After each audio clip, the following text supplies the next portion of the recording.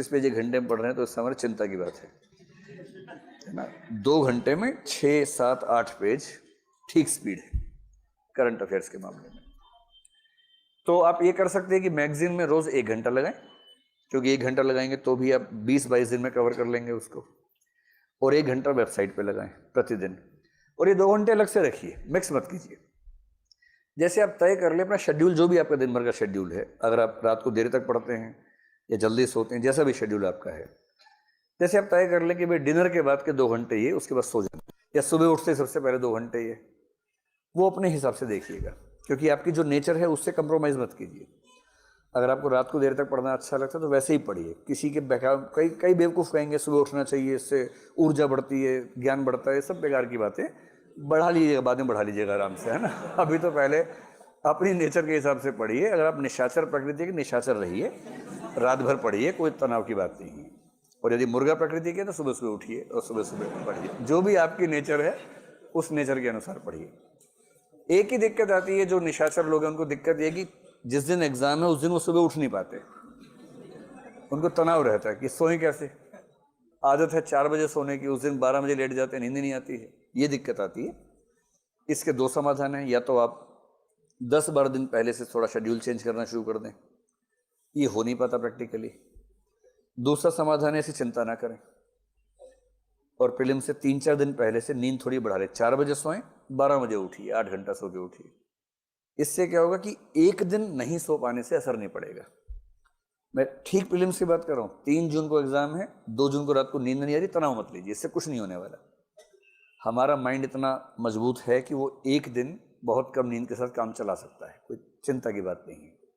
लेकिन हाँ, उससे पहले 3-4-5 दिन अपनी नींद ज़्यादा ली हो, ये थोड़ा सा मैनेज कर लीजिएगा। अपनी नेचर से कंप्रोमाइज़ नहीं करना है, लेकिन उस नेचर के हिसाब से कोई 2 घंटे का शेड्यूल अलग से निकाल लीजिए करंट अफेयर्स के लिए। इसी तरह से 1 से 2 घंटे का शेड्यूल निकालिए रिवीजन के लिए। वरना इस पाठ्यक्रम में होता क्या कि एक क्रम से आप पढ़ते जाते हैं, उसी क्रम से पीछे गायब होता जाता है, और फिर आप 2 महीने बाद देखते हैं कि सब सफाचट एकदम, कुछ याद नहीं आ रहा। फिर आपको लगता है कि याद तो नहीं आ रहा, वो 2 महीने गए कहाँ मेरे जीवन के, जो 2 महीने मैंने गुजारे थे इसमें, वो चले कहाँ गए। तो अगर आप चाह रहे हैं कि उस समय का मूल्य रहे, तो दिन में कम से कम 1 से 2 घंटे का समय रखिए केवल रिवीजन का। पिछले सप्ताह में जो भी पढ़ा है उसको फिर से तेजी से पढ़ लीजिए।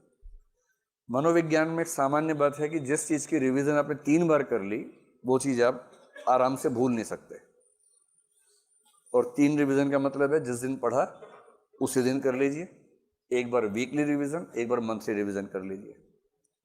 तो रिवीजन रोज 1-2 घंटे। क्या होता है ना, जब पाठ्यक्रम बहुत सारा हो तो हमें लगता है रिवीजन बाद में कर लेंगे, छोड़ देते, पर ये वेस्टेज है।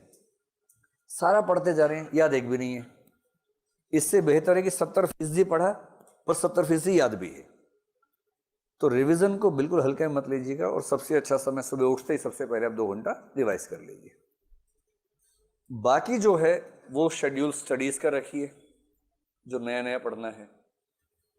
और मेरे ख्याल से अब आप जिस दौर में आ गए हैं, अगर आपकी मान लें कि 3 घंटे की क्लास होती है और 4 घंटे ही हो गए, 7 हो गए, तो आप कम से कम 5 से 6 घंटे और निकालिए स्टडीज के लिए। मैं जानता हूं कि जब बच्चे नए नए आते हैं तो हम कहते हैं कि आप 8 घंटा पढ़िए, 8 घंटा सोइए, 8 घंटा घूमिए। 8-8-8 का नियम बताते हैं शुरू में, और नए नए बच्चों के लिए होता है। अब आप बच्चे छोड़ना है, अब आप बड़े हो गए हैं।